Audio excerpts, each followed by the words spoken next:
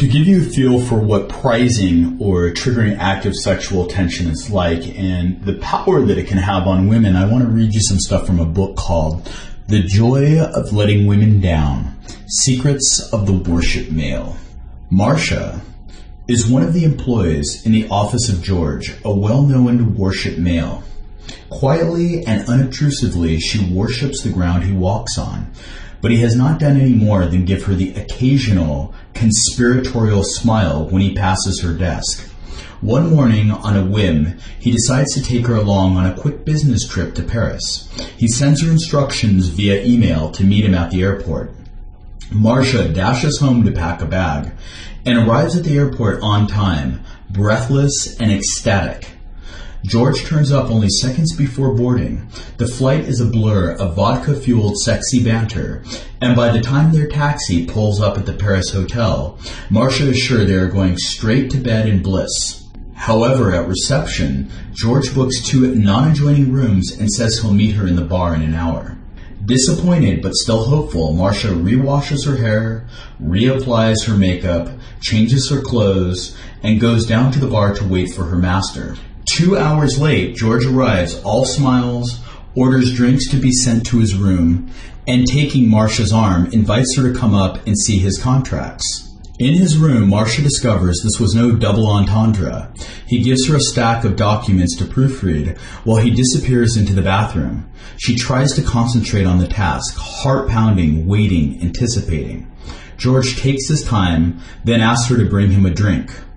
Lolling in the bubble bath, eyes closed, he commands her to sit down and take dictation. Marcia obeys, struggling to maintain her secretarial composure. But suddenly it's all too much. The alcohol, the steam, and especially the naked nearness of her God. The business words spilling from his sacred lips make no sense to her at all. She leans over him, whispering hoarsely, "Take me," or words to that effect. George's response is icy. She has interrupted his important train of thought, and what makes her presume to be on intimate terms with him? He is regretting having brought her along. Marcia dissolves in tears, begs forgiveness. George tells her to go back and finish the proofreading while he resumes his bathtub cogitations alone. Marcia, on automatic pilot, does as she is told. Eventually, George emerges and announces that she now deserves a break.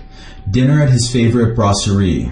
In the taxi, he puts his arm around her, teases her, calls her Jezebel. At the restaurant, he is warmly greeted, particularly by a very pretty, very nubile waitress who evidently knows him well. All through the meal, while Marcia tries valiantly to make conversation, George's attention wanders in the direction of the waitress. Defeated, Marcia announces she has a migraine and is going back to the hotel to sleep. George orders a taxi for her, says he wants to stay and have coffee. He'll see her in the morning. Back in her room, Marcia cries herself to sleep. Sometime in the small hours, there's a knock on her door. It is George, much to the worse for booze and bonk, pretending he has lost the key to his room. Marcia lets him in, and he climbs into bed beside her. Though sated, George always has room for a little dessert. He places Marcia's head over his worship. And, denied for so long, she does a very efficient worshipping job indeed. Offering no extras whatsoever, after a short, restorative sleep, George is out of her room and back in his own before she can get sentimental. The next day on the flight back home, George is in a jocular mood, but there is no indication of the incident and no hint of intimacy. As soon as the plane lands, he rushes off. His parting words, "Don't be late at the office." Marcia goes back to work, shattered, but also high on adrenaline, elation, frustration, love and rage. She has been transformed from a mere worshiper to a complete addict in approximately 48 hours. Though I don't agree with the moral implications of what George did, there's no denying it that this example illustrates the power of oscillating between triggering active sexual tension in women and bringing resolution to that tension.